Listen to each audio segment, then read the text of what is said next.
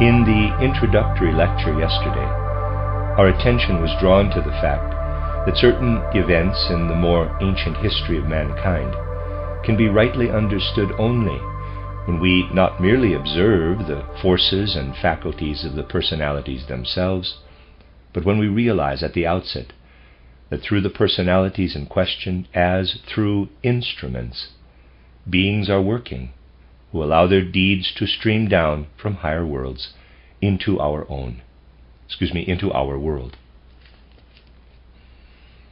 We must realize that these beings cannot take direct hold of the physical facts of our existence, because on account of the present stage of their development, they cannot incarnate in a physical body which draws its constituents from the physical world.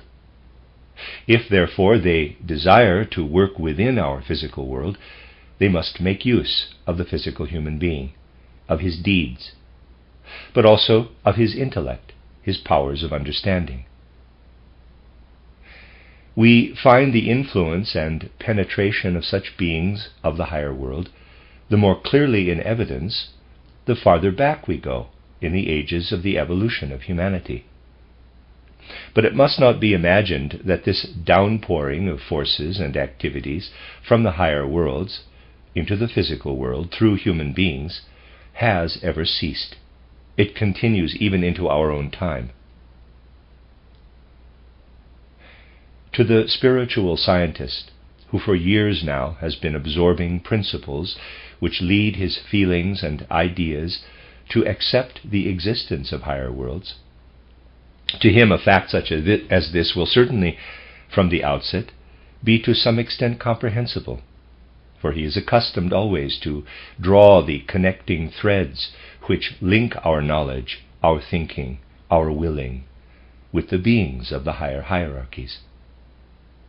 But from time to time, the spiritual scientist is also in the position of having to guard against the materialistic conceptions which are so prevalent in the present age, and make it impossible for those who stand aloof from the development of the spiritual life even to enter into what has to be said about the working of higher worlds into our physical world. Fundamentally speaking, it is considered an antiquated attitude in our time even to speak of the influence of abstract ideas in the events of history. Many people today regard it as quite impermissible, in face of the genuinely scientific approach, to speak of certain ideas, abstract ideas which, properly speaking, can live only in the mind, taking effect in the successive epochs of history. A last semblance, at least, of belief in the influence of abstract ideas, although how they are to work is incomprehensible, precisely because they are abstract ideas, was still in evidence even in the 19th century, in Ranke's exposition of history. But even this belief in ideas as factors in history is gradually being discarded by our progressively materialistic development. And in a certain respect today, it is regarded as the sign of an enlightened mind in the domain of history to believe that all the characteristic features of the several epochs merely represent the convergence of physically perceptible actions, outer needs, outer interests, and ideas of physical human beings. The time is now past when spirits such as Herder, as if through a certain inspiration, still portrayed the development of human history in a way which enables one to perceive that it is based on the assumption, at least, of the existence of living powers, living supersensible powers manifesting through the deeds and the lives of men. Those who want to be accounted very clever today will say, quote, well, yes, a man such as Lessing certainly had many really intelligent ideas, but then at the end of his life he wrote nonsense, such as you find entitled The Education of the Human Race, where the only way in which he could help himself out of his difficulties was by linking the strict conformity to law shown by the flow of historical development with the idea of reincarnation. Close quote. In the last sentences of title The Education of the Human Race, Lessing has actually expressed what is described by anthroposophy on the basis of occult facts, namely, that souls who lived in ancient epochs and then absorbed active living forces carry over these forces into their new incarnations, so that behind physical happenings there is not an abstract onflow of ideas, but an actual and real onflow of the spirit. As I said, a clever ass will insist that in his old age Lessing hit upon ideas as confused as that of reincarnation, and that these ideas must be ignored. This reminds one, again, of the bitterly ironic yet brilliant note once written by Hebel in his diary, to the effect that a fine motif would be that a master, taking the subject of Plato in his school, has among his pupils the reincarnated Plato, who understands what the master is teaching so little that he has to be severely punished. The conception of the historical evolution of humanity has lost much of the earlier spiritual insight, and spiritual science will really have to guard against the onslaught of materialistic thinking, which comes from all sides, and regards communications which are based on the spiritual facts as so much lunacy. That things have come to a pretty pass is shown, for example, in the fact that all those mighty pictures, those grand symbolical conceptions which emanated from the old clairvoyant knowledge and are expressed in the characters of legends and fairy tales, have interpreters of the very oddest kind. The most curious production in this domain is undoubtedly Solomon Reinach's little book titled Orpheus, which has caused a certain furor in many circles in France. Everything from which the ideas of Demeter, of Orpheus, and of other mythological cycles are supposed to have sprung is traced back in this book to purely materialistic happenings, and it is often utterly grotesque how the historical existence of this or that figure, standing, let us say, behind Hermes or Moses, is alleged to have originated, and with what superficiality an attempt has been made to explain these figures as the inventions of poetic license, of human fantasy. According to Solomon Reinach's method, it would be easy 60 or 70 years hence, when outer memory of him will have faded somewhat, to prove that there never was such a man, but that it was simply a matter of popular fantasy, having transferred the old idea of Reineke Fuchs to Solomon Reinach. According to his method, this would certainly be possible. The absurdity of the whole book is on a par with what is said in the preface, that it has been written, quote, for the widest circles of the educated public, even for the very young, close quote. Quote, for the very young, close quote, since he emphasizes that he has avoided everything that might cause a shock to young girls, although he has not avoided tracing back the idea of Demeter to a pig. He promises, however, that if his book gains the influence he hopes for, he will write a special edition for mothers, which will include everything that must still be withheld from their daughters. That is the kind of thing we have come to.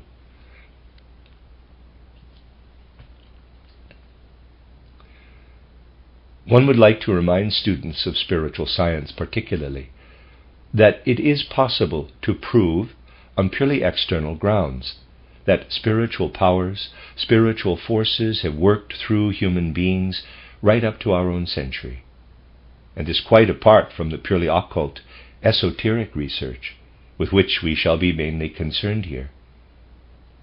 But in order that we may understand how it is possible for spiritual science to maintain, on purely external grounds, that supersensible powers exercise sway in history, let me point to the following. Anyone who gains a little insight into the development of modern humanity, let us say in the 14th and 15th centuries, and on until the 16th, will realize how infinitely significant in this outer development was the intervention of a certain personality, one in respect of whom it can be proved from completely external evidence that spiritual supersensible powers worked through her. In order to throw a little light on the occult understanding of history, we may ask the question, what would the development of modern Europe have been if at the beginning of the 15th century the Maid of Orleans had not entered the arena of events? Anyone who thinks, even from an entirely external point of view, of the development that took place during this period must say to himself, suppose the deeds of the Maid of Orleans were erased from history. Then, according to the knowledge obtainable from purely external historical research, one cannot but realize that without the working of higher supersensible powers through the Maid of Orleans, the whole of France, indeed the whole of Europe in the 15th century, would have taken on an altogether different form.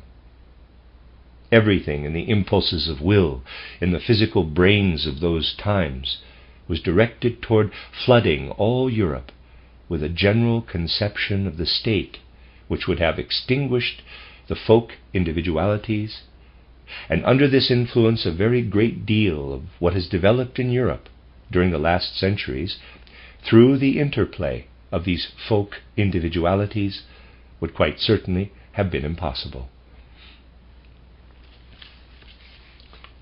Imagine the deed of the Maid of Orleans blotted out from history, France abandoned to her fate without this intervention, and then ask, without this deed, what would have become of France? And then think of the role played by France in the whole cultural life of humanity during the centuries following. Add to this the facts which cannot be refuted and are confirmed by actual documents concerning the mission of the Maid of Orleans. This young girl, certainly not highly educated even by the standards of her time, suddenly, before she is 20 years old, feels in the autumn of 1428 that spiritual powers of the supersensible worlds are speaking to her. True, she clothes these powers in forms that are familiar to her, so that she is seeing them through the medium of her own mental images. But that does not do away with the reality of these powers. Picture to yourselves that she knows that supersensible powers are guiding her will toward a definite point. I am speaking, to begin with, not of what can be told about these facts from the Akasha Chronicle, but only of what is confirmed by documentary evidence. We know that the Maid of Orleans confided her vision first of all to a relative, who, one would almost say by chance, happened to understand her. That after many vicissitudes and difficulties, she was introduced to the court of King Charles, who, together with the whole French army, had come to his wit's end, as the saying goes.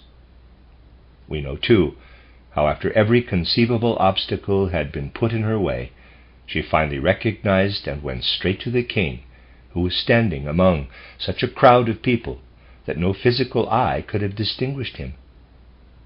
It is also known that at that moment she confided to him something, he wanted to test her by it, of which it can be said that it was known only to him and to the supersensible worlds. You also know from ordinary history that it was she who, under the unceasing impulse and urge of her intense faith, it would be better to say through her actual vision, and in face of the greatest difficulties, led the armies to victory and the king to his crowning. Who intervened at that time in the course of history? None other than beings of higher hierarchies. The Maid of Orleans was an outer instrument of these beings, and it was they who guided the deeds of history. It is possible that someone may say to himself, quote, "If I had guided these deeds, I would have guided them more wisely," close quote, because he finds one thing or another in the procedure of the Maid of Orleans at variance with his own way of thinking. Adherents of spiritual science, however, should not wish to correct the deeds of gods through human intellect, a very common practice in our so-called civilization. There have also been people who, quite in the spirit of the present age, have wanted, as it were, to unburden modern history of the deeds of the Maid of Orleans. A characteristic modern work with his materialistic trend has been written by Anatole France. One would like to know how materialistic thinking manages to reconcile itself with much irrefutable evidence. I am still speaking only of actual historical documents. And so, because we are in Stuttgart and I sometimes like to take account of local matters, I want to quote from a document to which reference has already been made here. Those who belong to Stuttgart certainly know that there once lived here a man who carried out important research on the Gospels. As spiritual scientists, we certainly need not agree with the things, some of them extremely clever, that were brought forward by Frgures, that was his name, and we may be quite sure that if he had heard what is now being given in the domain of spiritual science, he would have used terms he was often wont to apply to his opponents, whom he, with his stubborn-headedness, by no means always let off lightly. He would have said that these theosophists, too, are people who are, quote, not quite right in the head, close quote. But this was before the time when, as is the case today, historical documents can be passed over for purely materialistic reasons, if they happen to deal with inconvenient facts and obviously point to the working of higher forces in our physical world. And so, I will again quote from a short document, a letter published in the first half of the 19th century. I will read you just a few paragraphs from this letter, which was quoted by Frgures at that time in justification of his belief. I will read a passage characterizing the Maid of Orleans, and then ask you to think of the implications of such a vivid description. After the writer of this letter has set forth what the Maid of Orleans accomplished, he continues, quote, "This and much more has the Maid brought about, and with God's help she will accomplish still greater things. The girl is of appealing beauty and manly bearing. She speaks little and shows remarkable sagacity. When she speaks, she has a pleasing, delicately feminine voice. She eats little and abstains from wine. She takes pleasure in fine horses and weapons, and admires well-accoutred and noble men. To be obliged to meet and converse with large numbers of people is abhorrent to her. Her tears often overflow. She loves a happy face, endures unheard-of toil, and is so assiduous in the manipulation and bearing of weapons that she remains uninterruptedly for 6 days, day and night, in full armor. She says that the English have no right to France, and therefore, as she says, God has sent her to drive them out and conquer them, but only after previous warning. For the king she shows the deepest veneration. She says he is beloved by God, is under special protection, and will therefore be preserved. Of the Duke of Orleans, your nephew, she says that he will be delivered in a miraculous way, but only after a demand for his release has been made to the English who hold him prisoner. With that, revered Duke, I bring my report to a conclusion.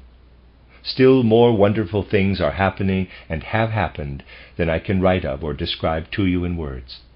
While I write this, the aforementioned maid has already gone to the neighborhood of the city of Rheims in Champagne, whither the king has hastily set off for his anointing and crowning under God's protection.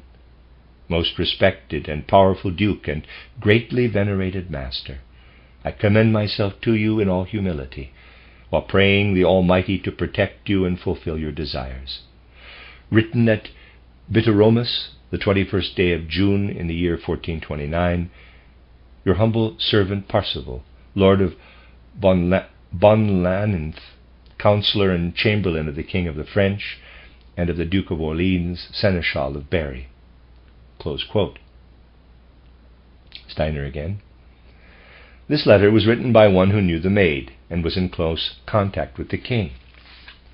It is indeed amazing when one discovers all these things on purely occult grounds, and with occult means of proof, for they are indeed to be found in the Akasha Chronicle, and then sees how, in cases like this, actual historical documents can also be produced.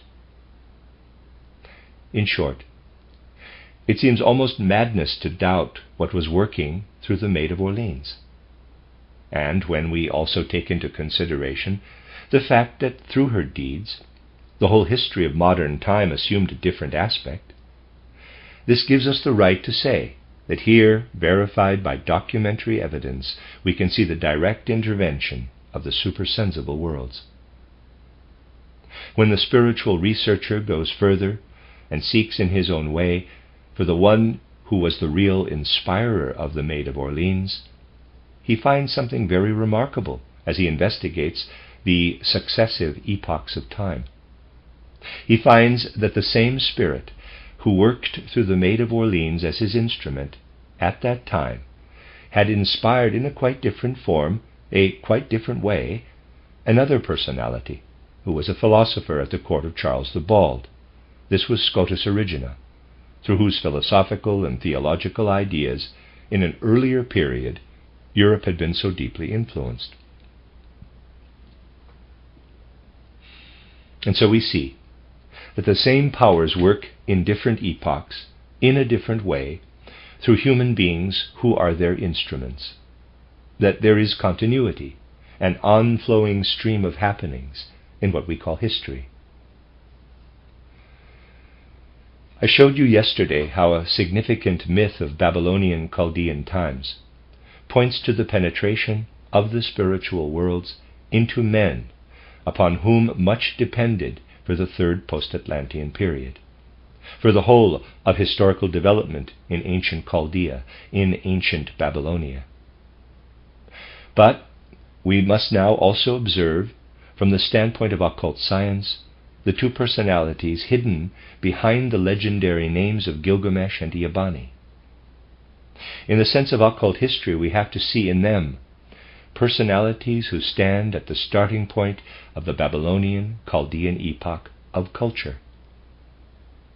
The impulses proceeding from them are to be discerned again in the development of the really spiritual culture of ancient Babylonia and Chaldea. Now, Gilgamesh was a personality who had many incarnations behind him, and may therefore be called an old soul within the evolution of humanity.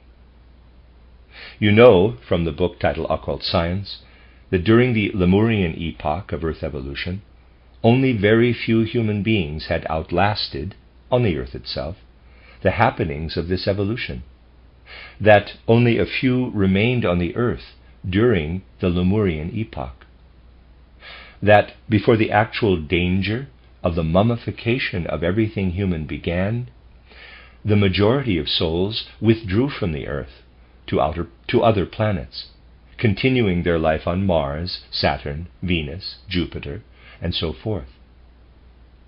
Then, from the end of the Lemurian epoch and during the Atlantean epoch, these souls gradually came down to the Earth in order to incarnate in earthly bodies under the changed earthly conditions, and to appear in ever new incarnations.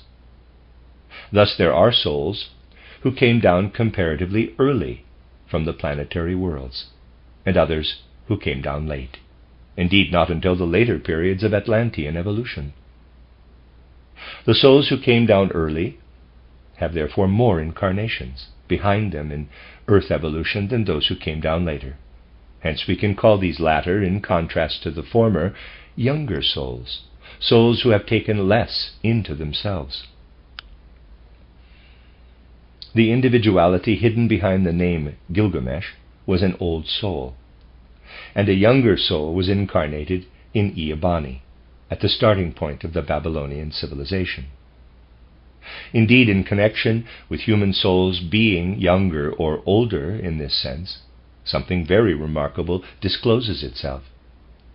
Something that might almost be said to cause astonishment, even to the occultist. If someone has reached the point today of giving a little credence to the truths of spiritual science, but otherwise still clings to the prejudices and criteria of the external world, it will seem plausible to him that modern philosophers or scholars, for example, should be accounted among the older souls. But strangely enough, occult research finds just the opposite. And for the occultist himself, it is surprising to find that in Kant, for example, there lived a young soul. Yes, the facts show that it is so. It cannot be gainsaid. It can also be intimated here that younger souls, the majority at any rate, incarnate in the colored races, so that it is the colored races, especially the Negro race, which mainly brings younger souls to incarnation. The characteristic quality of that kind of thinking, which comes to expression in erudition, in the materialistic science of today, calls for younger souls. And it can be shown that in the case of many a personality, where one would not in the least expect it, the preceding incarnation was in an uncivilized race. That again is what the facts tell us. It must be kept strictly in mind, for it is so. Naturally, this does not in the least detract from the significance or value of the opinions we have formed about the world around us. Nevertheless, it must be grasped in order fully to understand the essentials here. In this sense, in Eabani, we have to do with a young soul, and in Gilgamesh, with an old soul in ancient Babylonia. The whole nature of an old soul will enable it early in life to grasp not only the essential element, the essential factor in the existing culture, but also that which strikes into it as a new impulse, opening up a wide vista into the future. There will be many, of course, who will protest if one tries to make it plausible to them that the theosophists whom they are wont to look down upon are, generally speaking, older souls than people who deliver scientific lectures. Investigation shows, however, that this is so. And although spiritual research must not be misused for the purpose of forcing people to change their criteria of judgment, or of scoffing at what is, after all, part of the very make-up of our civilization, nevertheless, the truth must be faced fairly and squarely. Gilgamesh, then, was a personality who, owing to his particular condition of soul, participated in the most progressive spiritual elements and spiritual factors of the age. In everything that threw light far into the future, and at that time could be attained only if such a personality went through a kind of initiation. Through the imparting of something that can be received only through a certain initiation, Gilgamesh was to be enabled to provide a kind of leaven for the Babylonian culture. He had to experience an initiation up to a certain degree. Let us think of this Gilgamesh at the point where he stood in the evolution of humanity before this initiation. He was a man of the third post-Atlantean epoch. But in this epoch, twilight had already fallen over the natural human clairvoyance, over what men were able to achieve through forces that were innate in them. These forces were no longer present to the degree that could enable any great number of men to look back into their earlier incarnations. If we were to go farther back, into the second or into the first post-Atlantean epoch, we should find that the majority of human beings then on the earth could look back into their earlier incarnations into the course of their soul life before their present birth. But that faculty had been lost. In the case of Gilgamesh, the being who was to reveal himself through him, and who could do so only by leading him presently to a kind of initiation, kept a guiding hand upon him from the outset, and set him at the place where he came to recognize his own position in the history of the world. As it were, through supersensible events, presented to us in the pictures of the myth I outlined to you yesterday, a friend was placed at the side of Gilgamesh, a friend whose barbarity and uncivilized nature are indicated by the statement that his outer form was half animal. It is said that this friend had skins of animals on his body, which means that he was still covered with hair like the men of primeval times, that his soul was so young that it built for itself a body which showed the human being still in a savage state. Thus the more advanced Gilgamesh had in Eabani a man at it. Read that again. Thus the more advanced Gilgamesh had in Eabani a man at his side who, because of his young soul and the bodily organization conditioned by it, still possessed ancient clairvoyance. This friend was given to Gilgamesh in order that he might find his own bearings in life. With the help of this friend, he was then able to achieve certain things, such as the retrieval of that spiritual power presented to us in the myth, in the picture of Ishtar, the goddess of the city of Erech. I told you how this goddess had been stolen by the neighboring city, and that for this reason Gilgamesh and Eabani together waged war against this city, vanquished its king, and brought the goddess back. If we are to understand in the true historical sense such things as are presented to us in these old myths, we must investigate their occult background. Behind this rape of the city goddess, there lies something similar to the rape of Helen, who was carried off to Troy by Paris. We must realize that there are good grounds for what is stated in my little book titled "Blood is a Very Special Fluid." It is pointed out there that in the peoples of ancient times there was a kind of collective consciousness. A man did not merely feel his personal ego within his skin, but he felt himself as a member of the tribe, of the city community. Just as the individual human soul is felt to be the centralizing factor for our organism as a whole, uniting fingers, toes, hands, legs, so did man in very ancient times feel himself a member of the group soul. Something of the kind still persisted in the early city communities, even in ancient Greece.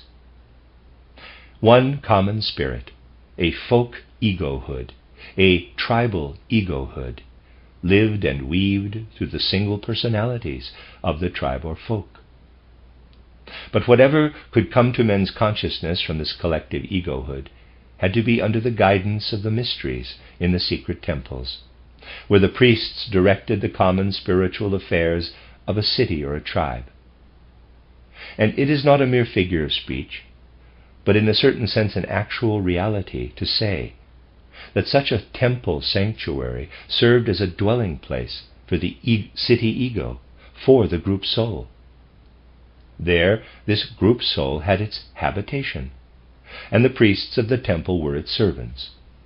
It was they who received the instructions of this group soul through inspiration, through what was known as an oracle, and bore them out into the world in order that one thing or another might come to pass. For we must think of the oracles exactly in the sense I have indicated. Now, the direction of these temple sanctuaries was bound up with certain secrets, and many conflicts in ancient times arose because the temple priests of one city were carried off by the neighboring city, so that in this way, together with the priests, the most important secrets of a city came into the hands of the neighboring one. There you have the reality behind the picture of the abduction of Ishtar, the city goddess, the group soul of Erech, by the neighboring city. The priests, the trustees of the temple secrets, were made prisoners, because the neighboring city hoped in this way to come into possession of the holy secrets, and therewith of the power of the city in question. That is the real background. In the condition of soul at first prevailing in him, Gilgamesh could not himself be aware of such things. He did not see their full implications. But a younger soul could be for him, as it were, the clairvoyant sense which enabled him to recapture the temple treasure for his own city. Gilgamesh now realized that in ancient life, especially in times of transition, there is such a thing as is described in the legend of the blind man and the cripple. Each is helpless alone, but together they can make progress, inasmuch as the blind man carries the cripple on his shoulders, and the cripple lends the blind man his power of sight. In Gilgamesh and Eabani, whose respective gifts differed so greatly, we see the same kind of cooperation transformed into the spiritual. In the historical facts of ancient times, we find this at every turn. And it is important to understand it, for only then do we realize why it is that myths and sagas so often tell of friends who have to achieve something together, friends who are generally as unlike in their nature of soul as were Gilgamesh and Eabani. But what Gilgamesh also acquired through his friend Eabani was this: he was, as it were, in quotes, infected by Eabani with a clairvoyant power of his own, so that, to a certain extent, he could look back into his own earlier incarnations. This would certainly have been beyond his normal faculties. And now, let us picture vividly how Gilgamesh must have been influenced by this vision of his past incarnations. What was he able to experience from the moment when it became possible for him to look back into what his soul had lived through in earlier incarnations? At first it all seemed alien to him. He could not penetrate fully into what he himself had been in these earlier incarnations. He did not, as it were, recognize himself. So it would be with any human being if he began to look back into his previous incarnations. In most cases, things would be different from what they are in the vain imaginings, which are always so much in evidence, when there is talk of some person or other being an incarnation of this or that individual. We may well come across a person who cites a whole series of great names in history of those of his former incarnations. In fact, numbers of people are convinced that they were never below the rank of a queen or a princess. In these matters, which should be treated with great earnestness, there must be no unlawful play of fancy, no misusage.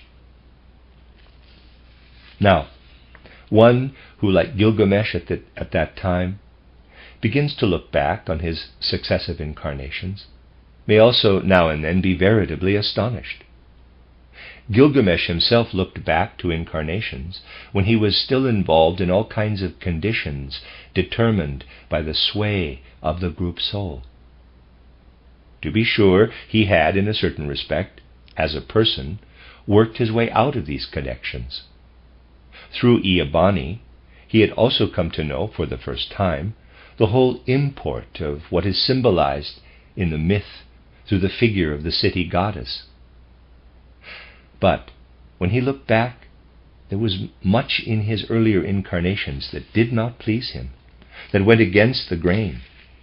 He found, for example, that in these incarnations his soul had had unusual friendships, human connections of a kind which in his present life he would have regarded as shameful.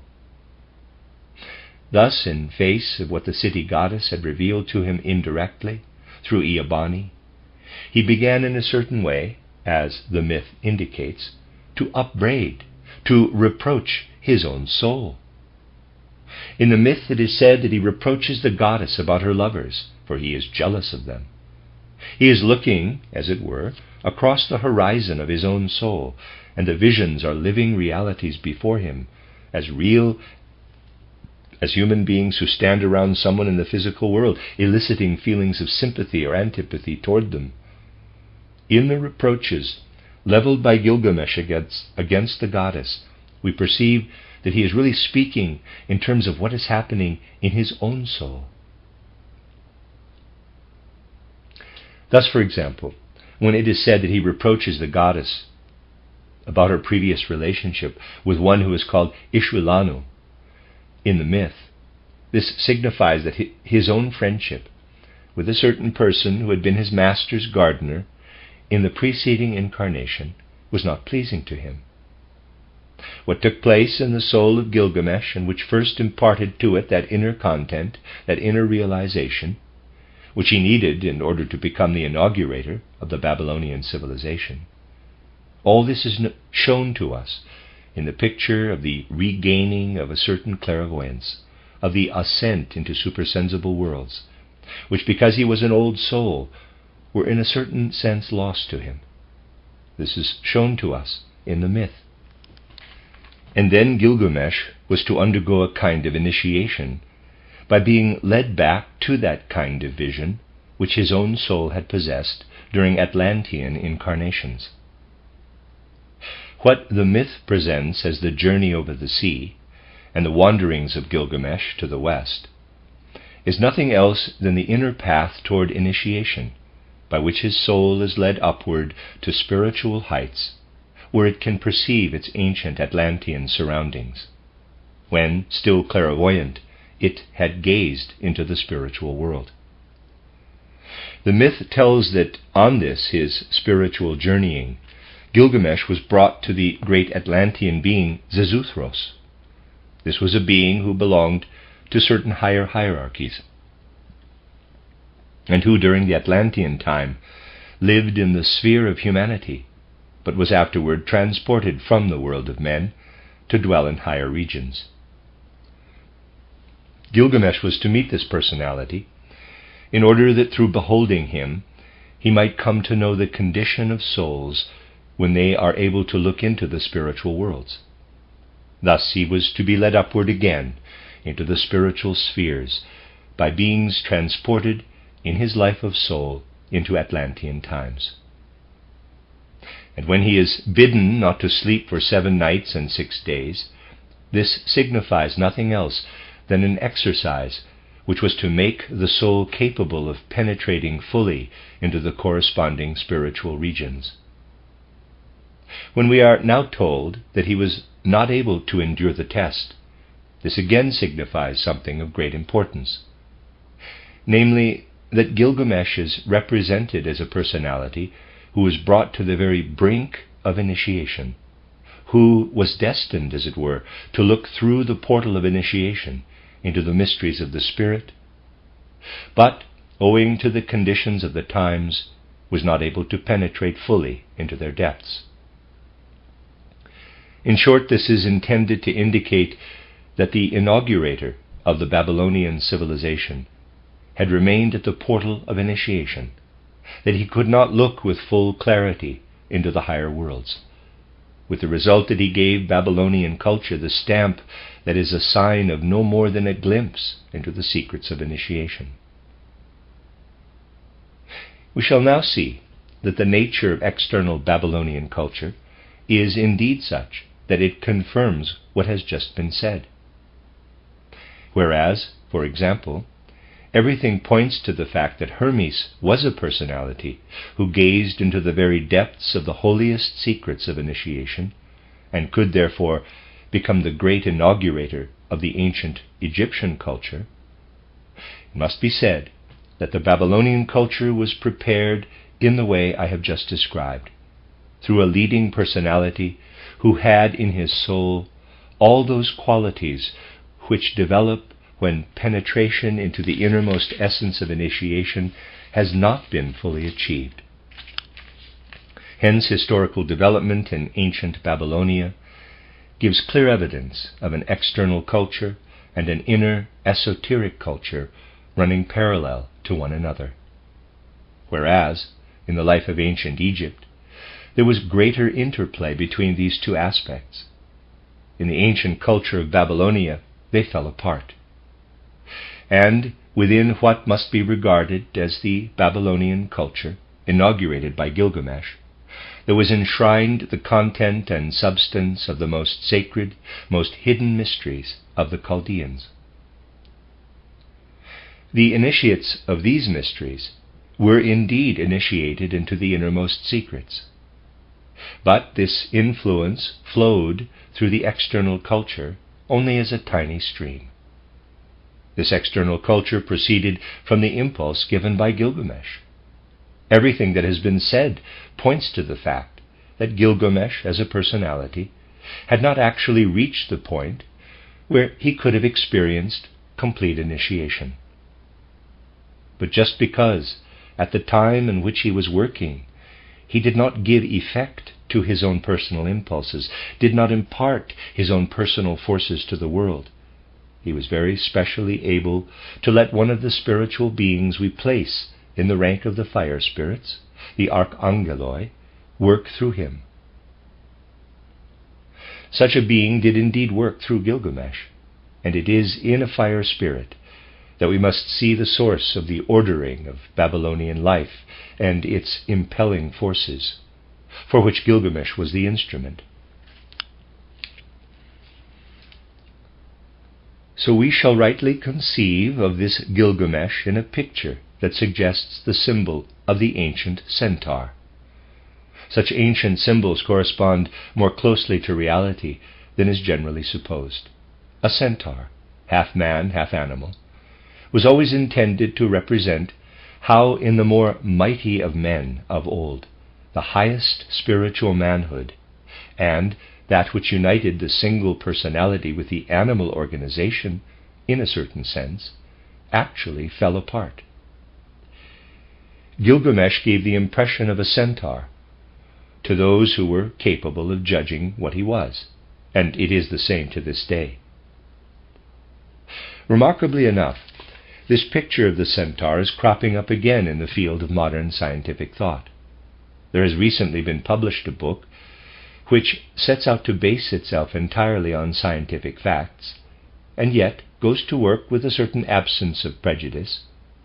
Hence it does not produce such an amateurish, senseless hodgepodge as do those who call themselves monists. The author makes a genuine effort to understand man, and how as an independent being of soul and spirit he is related to the physical organism. And then this author, who bases himself on natural science, comes out with a remarkable picture. Quite certainly he was not thinking of the centaur when he conceived this picture, but referring to what results from natural scientific ideas about the relation of the soul to the body, he says, "This may be likened to a horseman riding upon his horse. The facts of natural science, when rightly understood, compel one to say the soul is independent and uses the body as its instrument, as a rider uses his horse. Yes, the centaur is here again. Things will develop rapidly, and before people are aware of it, spiritual scientific ideas will take root in our contemporaries under the compulsion of the facts of natural science itself." Not long ago I was talking to a philosopher who sets great store by materialistic ideas, and he said to me, quote, "Of course the picture of the centaur arose because the old inhabitants of Greece saw certain tribes coming down from the north on their horses, and as it was generally misty, they thought that horse and rider were a single form. With all their superstition, they might easily imagine this." Close quote. This is a really ingenuous idea, perhaps not exactly philosophical, but certainly ingenuous. This picture of the centaur, which did not arise because the Greeks could not distinguish the rider from his horse, but because the earlier peoples inevitably thought of the spiritual being of man as independent of the bodily nature, this idea of the centaur is again cropping up in our time out of the very concepts of natural science.